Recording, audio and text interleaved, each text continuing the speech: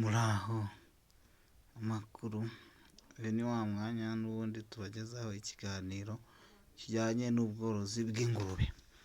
Uyu munsi tugiye kurebera hamwe ibijyanye n'uburyo wakubakamo ikiraro kugira ngo utangire umushinga wawe. Ngo mu mushinga w'ubworozi, mbere na mbere yuko uhitamo icyororo n'amatungo, ugomba kuba ufite ikiraro. Iyo umaze kubona ikiraro, ukurikizaho kuba washaka amatungo. Reka turebere hamwe muri rusange rero twese uburyo bwo gushaka ubw'ikiraro cyubakwamo. Muri rusange ubundi ikiraro kigomba kuba gikoze na beto hasi, cyubakishije ibiti n'imbaho cyangwa se amatafari ahiye, ukagikorera finisaje. Ikindi cya kabiri kikaba gisakaye n'amabati. Yego n'amategura nta kibazo, ariko byaba byiza gisakaye n'amabati.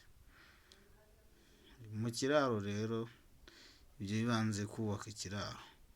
Icyumba cy'imfizi kigomba kuba gifite metero 3x3.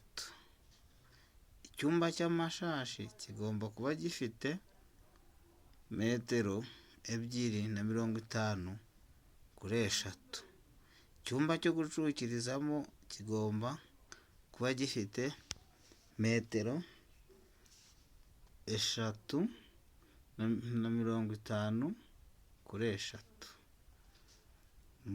Iyo umaze gukora ibyo byumba, tumaze kukibona kirarangiye. Hakurikiraho noneho muri bya byumba byacu ugomba kubakamo manjwari. Impamvu y'amanjwari ni akavure ko kuriramo. Ako kavure biba byiza iyo ugakoze muri beto cyangwa se ukagakora mu matafari ugateraho isima. Icyo gihe kaba gakomeye, ariko ibyiza cyane ni ukuyikora muri beto kuko niho iba ikomeye. Ikindi, hasi muri pavoma y'ikiraro ni ngombwa ko ukoresha beto ikomeye cyane. Sima ntusondeke kuko ingurube zigira umunwa ukomeye.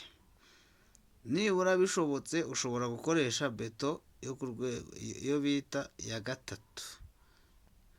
Ubwo iyo uvuze iya 3 abafundi barabyumva.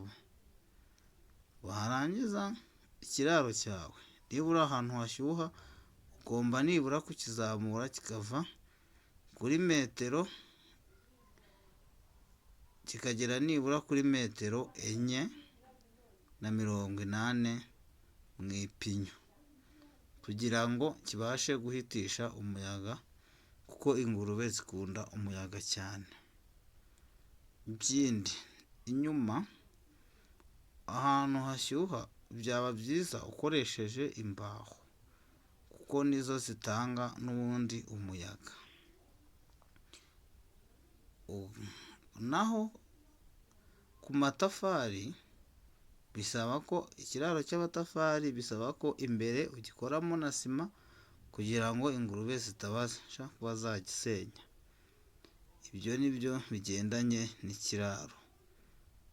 Ibindi twazareba ubutaha. Noneho uburyo bwo korora ikiraro, ndumva ibyo twaba tukivuzeho, tukajya ku buryo noneho ubutaha twazareba uburyo bwo guhitamo icyororo mu yindi videwo izaza. Murakoze, mugire umunsi mwiza. Mwari kumwe na Asinapol, umworozi ubakunda.